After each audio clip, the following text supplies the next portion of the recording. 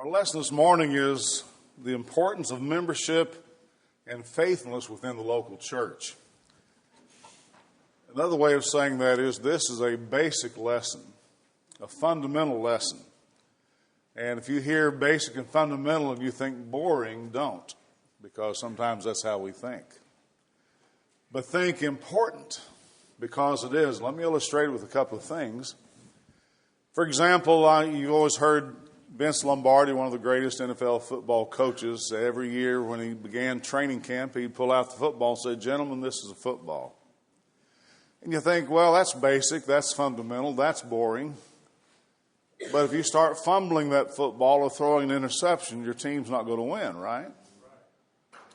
You build a house, and how many of you in building a house said, I can't wait to go watch them pour the foundation?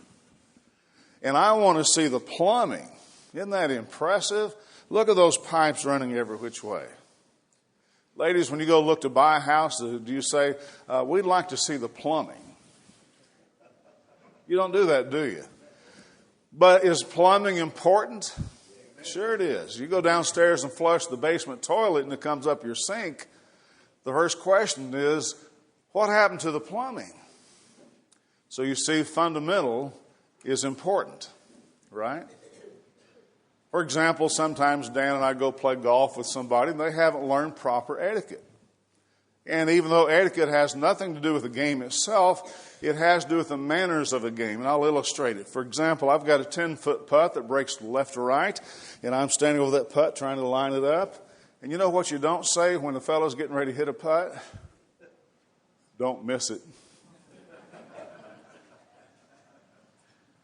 Well, that's fundamental. That's basic. But a lot of people do things like that. So you say, well, you need to learn the etiquette of golf before you go play, because otherwise you're going to have a bunch of people mad at you before the day's over. Of course, the other side of etiquette is if you have a player like that, you don't say anything to him because you're trying to be polite.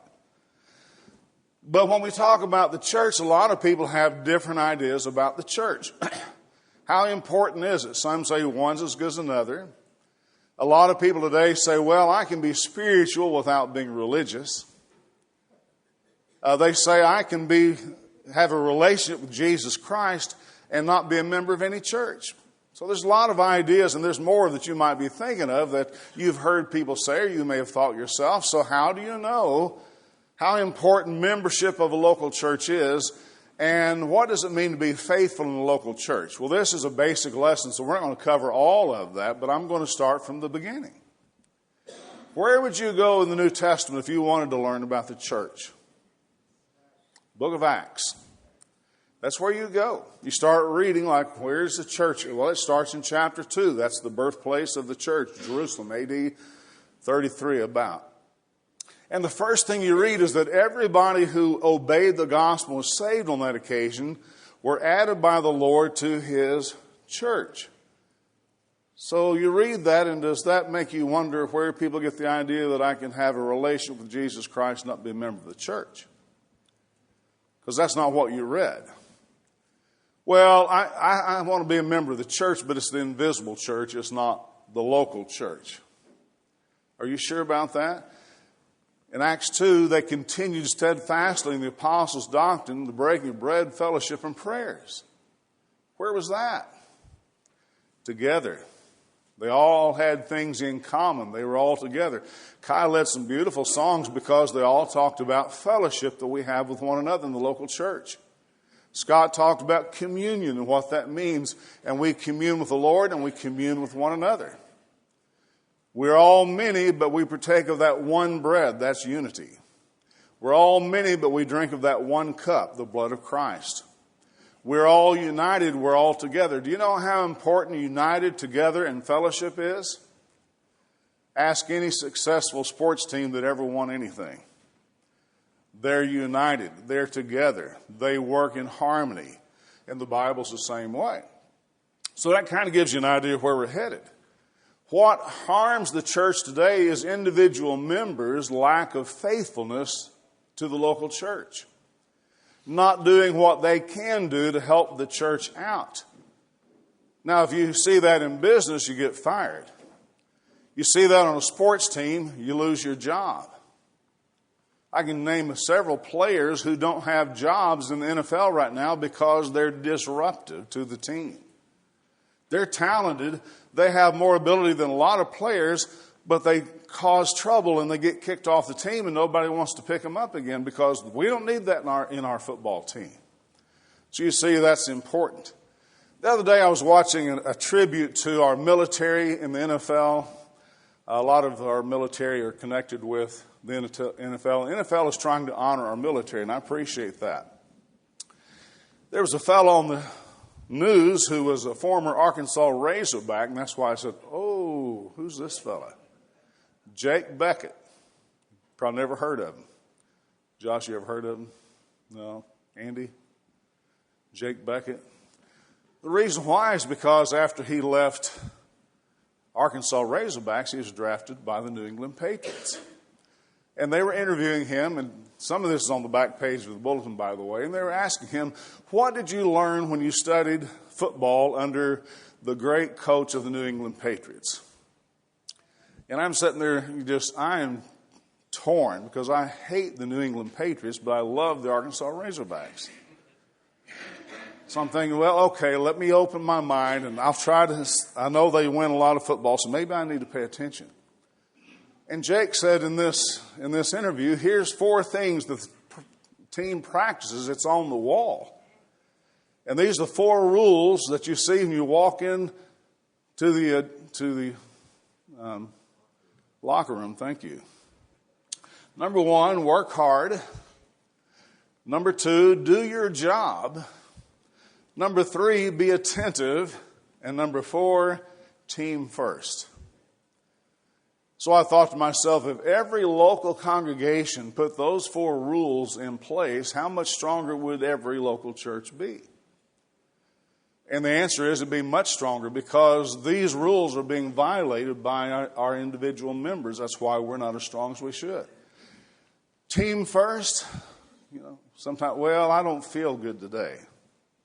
Well, you're only going to go to church when you feel good? I don't have to be there tonight because it gets dark at 5. I don't need to go to class. Well, back up a minute. What's the church all about? Why do we do those things? We need to go back and ask ourselves. But again, if every member of every local church took their duties as seriously as that we Americans take our sports, the church would be much stronger. That's just a given. But the principles work the same in sports, in the church, in business, and any other relationship, in the home and family. And so let's just take a look quickly and see why the New Testament puts importance on local church membership. Well, the first thing you'll notice is the newly converted Saul of Tarsus sought out local church affiliation when? Immediately. Look at Acts chapter 9. And we're not talking now about the Apostle Paul. He's going to be, and he's been called by the Lord to be an apostle, but he's just a new Christian. And he goes from one place to another. In Acts 9:26, it says, when Saul had come to Jerusalem, he tried to join the disciples. Why? Because it's important.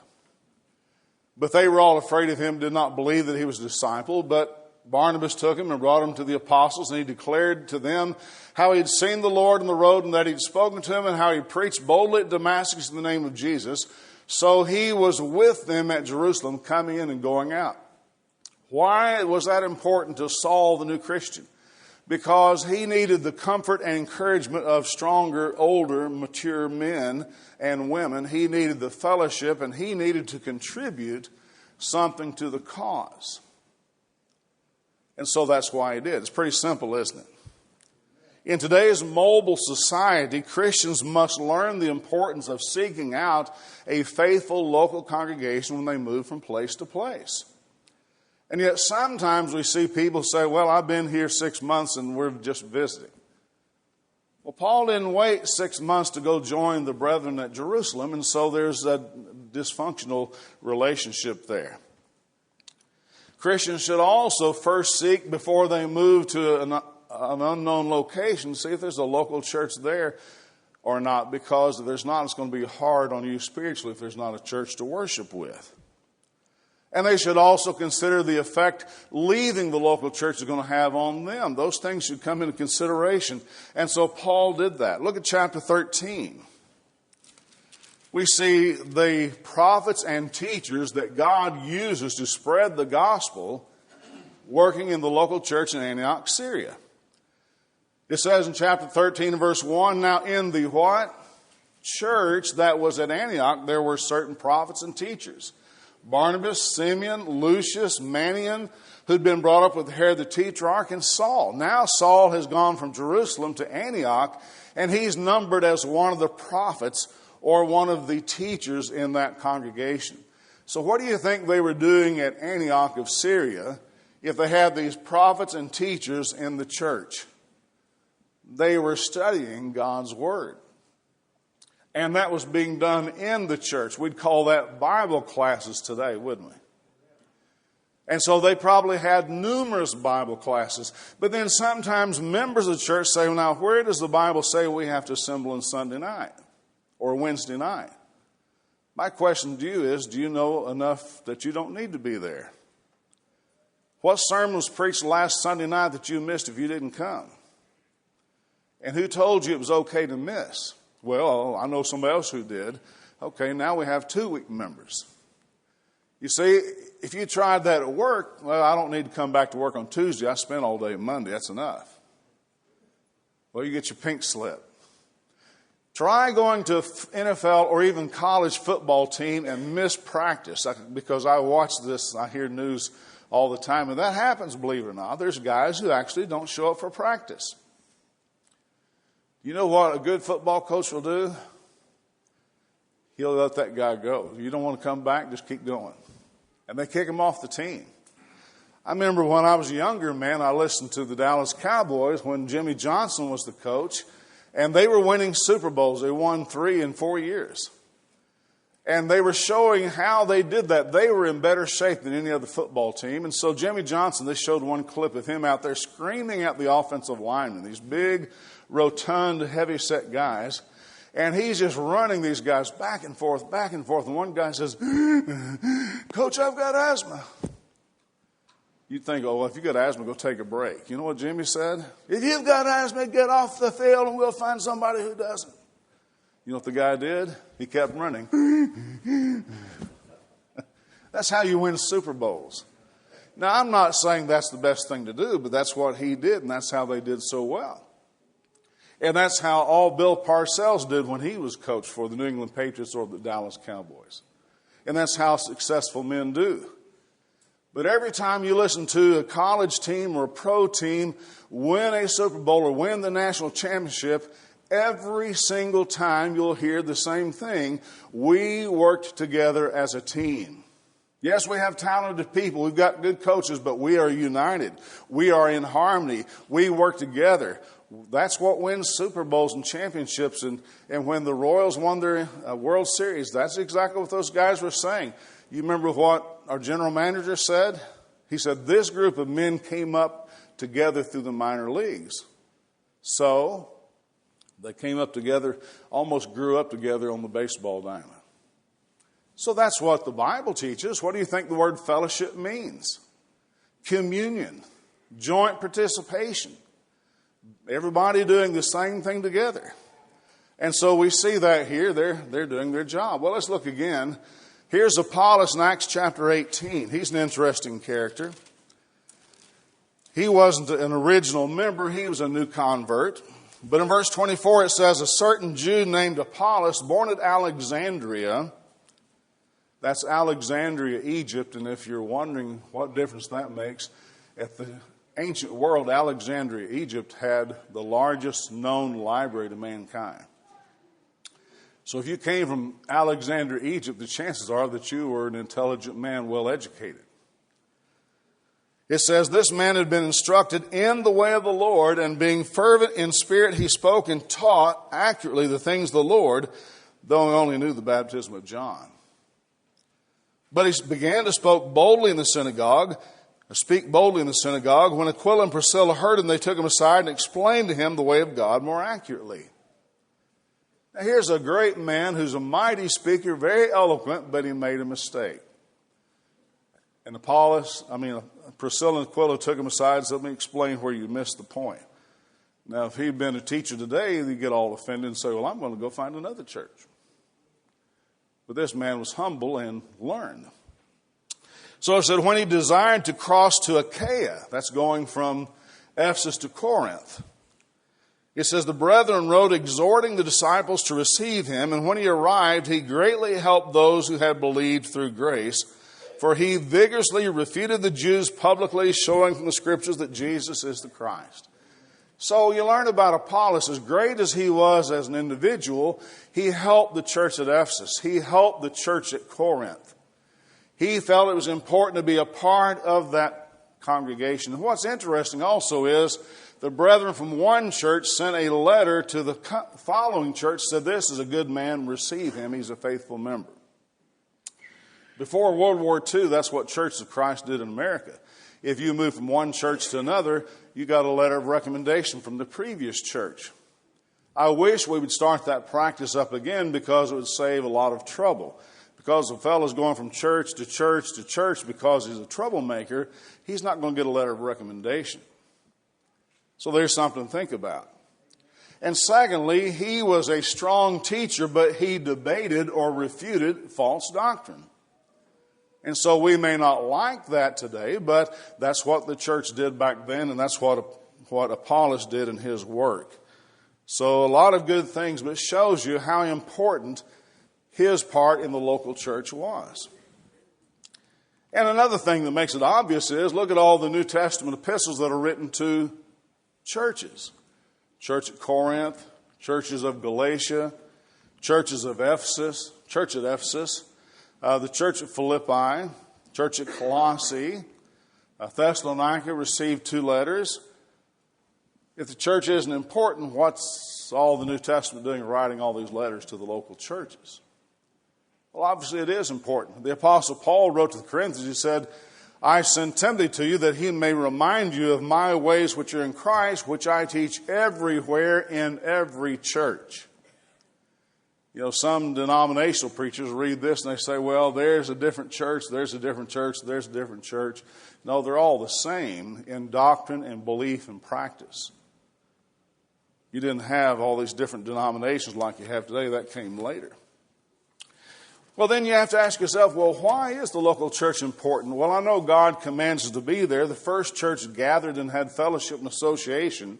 But what is the value to me today? And here's the reasons why it's important to you and me personally. Number one, we're all social creatures and we need association with people. Trying to be a spiritual recluse that has no association with anybody does not help. It hurts.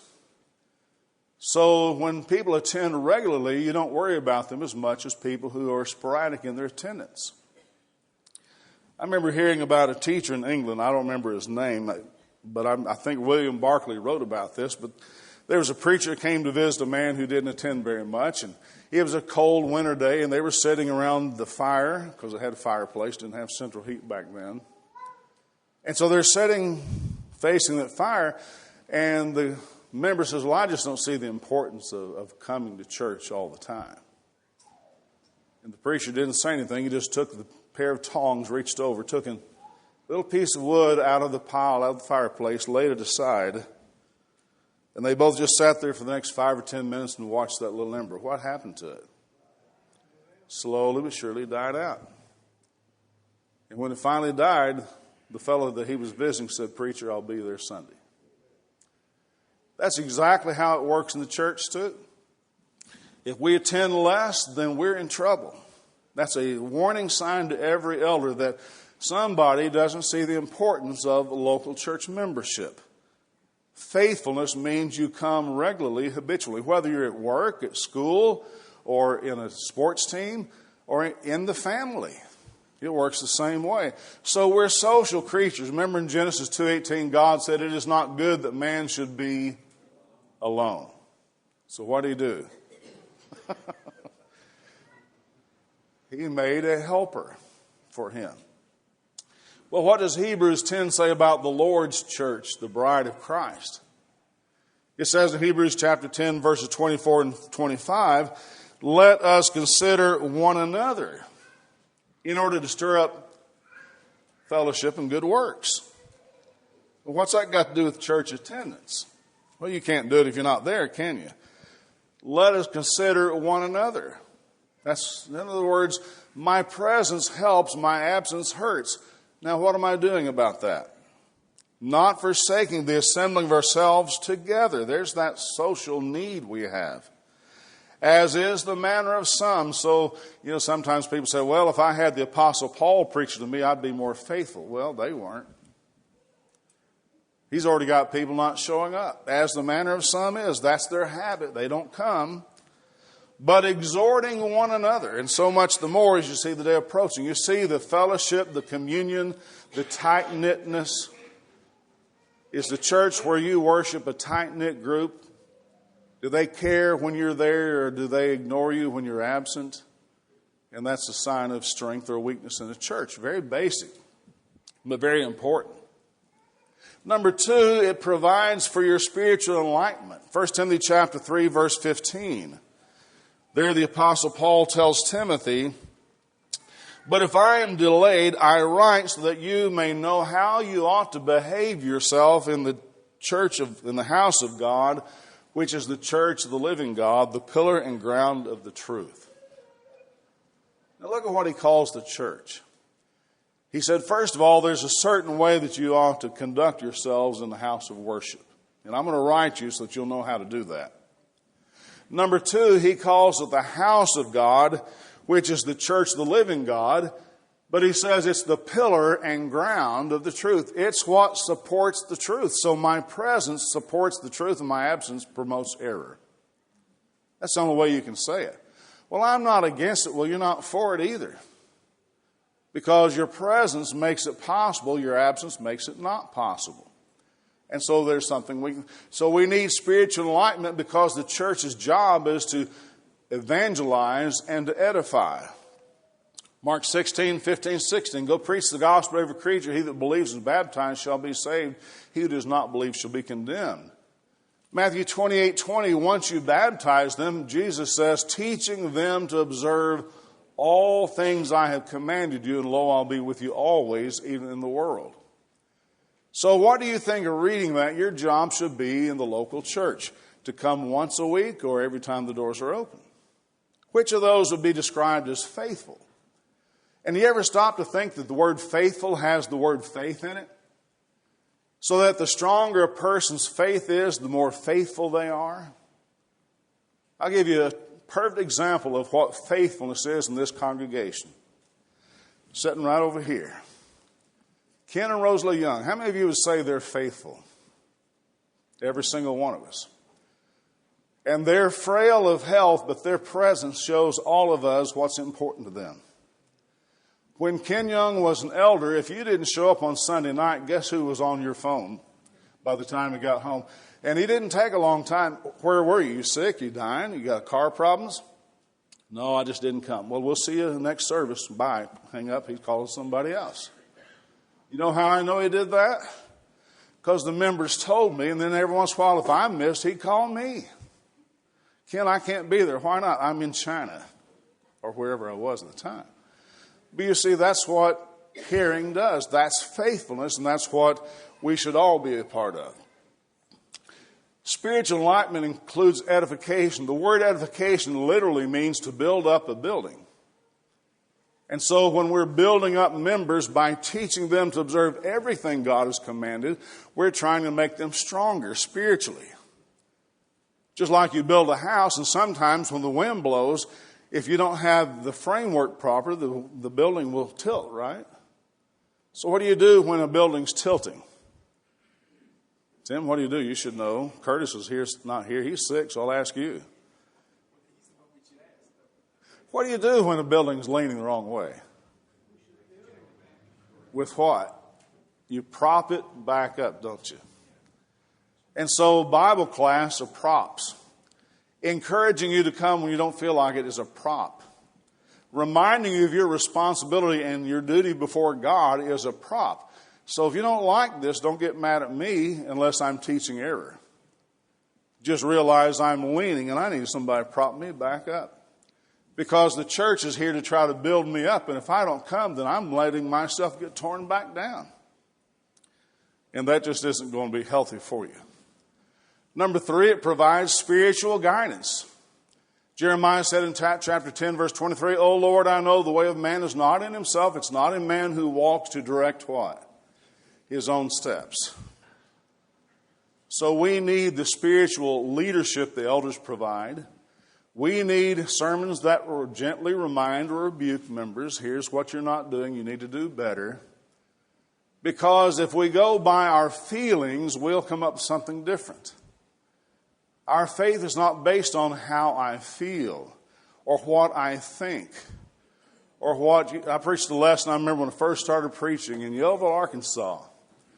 And I preached I was 20-something years old. So, boy, you think I preach hard now. You should have seen me back then. Boy, I'd beat the pulpit and I'd holler at the people, "You need to be here tonight."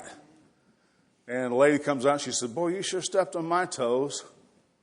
I thought, well, good. She got the message. She'll be back tonight.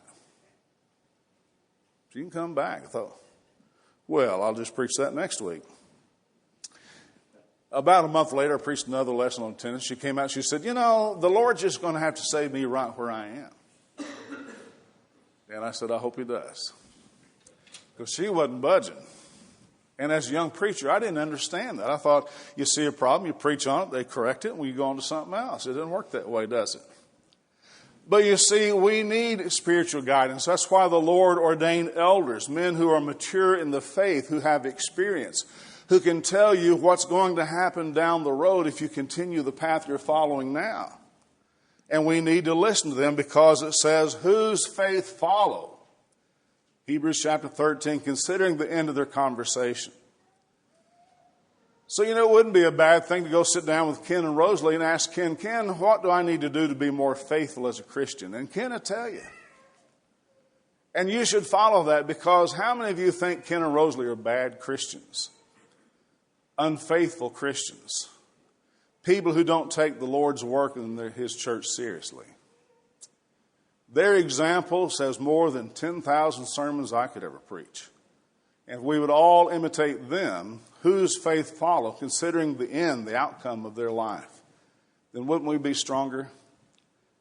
And so the Lord has ordained elders, 1 Timothy 3, Titus 1. And you young people, are you going to be a leader in the church here someday? If so, start now.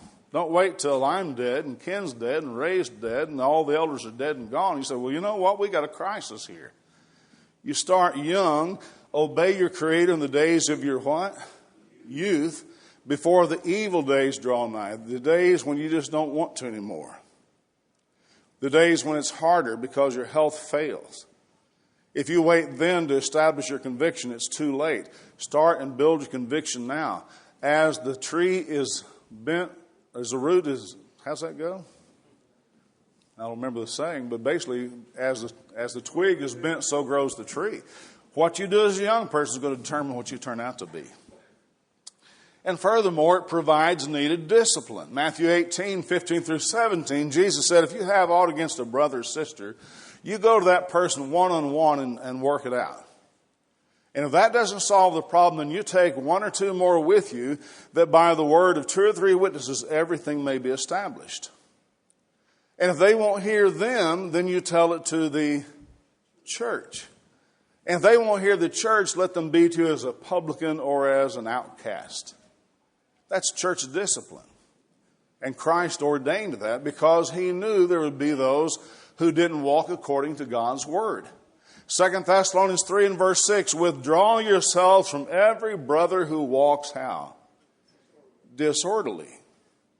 So there's an order of how to walk, and there's an order how not to walk. Are we practicing that kind of discipline here? If not, why not? But that's some value. And number 5, this is where Christ dwells.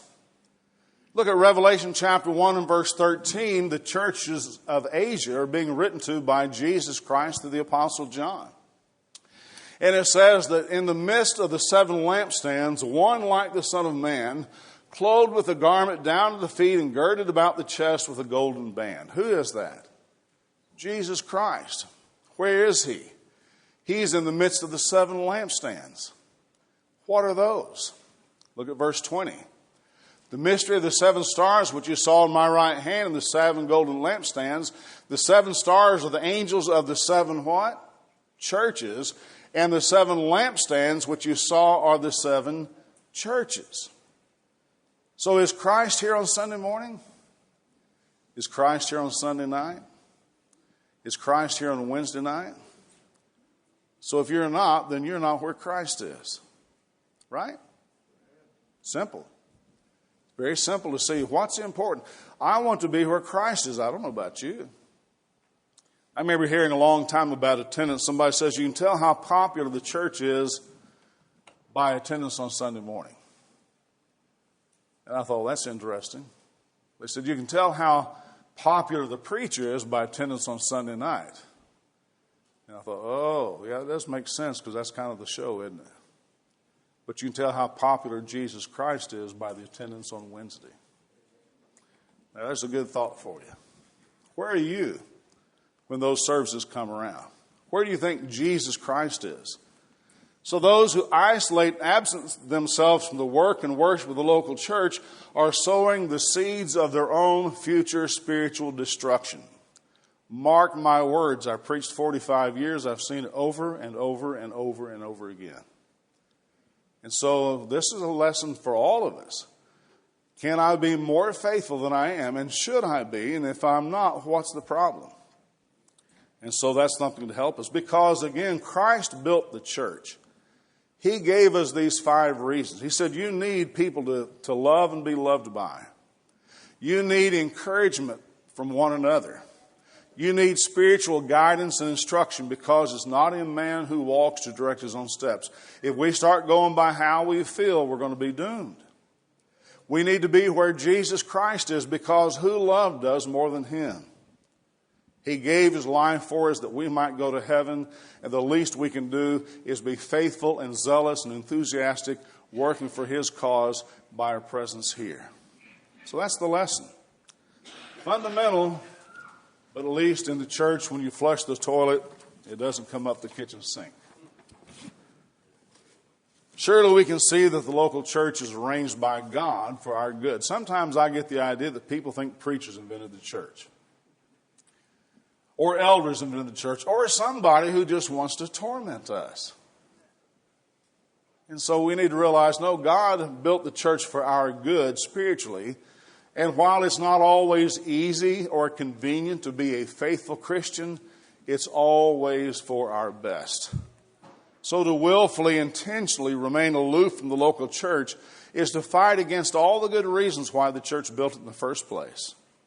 And so if you're out of duty from the Lord and his church, I hope this lesson has encouraged you to see the importance of what we're talking about and that you'll make up your mind to do what God wants you to do. I learned 40 years ago that you can't make people do what they don't want to do. I'm not trying to force you against your will. I'm trying to encourage you to align your will with God's will. If you need help in that area, you need more discussion, you want to talk about it, let me know. I'll be glad to sit down and talk with you. I'm easy to talk with. Talk with our elders. They're the shepherds of your soul. The Bible tells them, take heed to yourselves and to all the flock over which the Holy Spirit has made you overseers. So keep in mind, if you fall away, your blood will be on their heads. Don't do that to them either. So if anyone needs to respond to the gospel, then this song of invitation is for that purpose.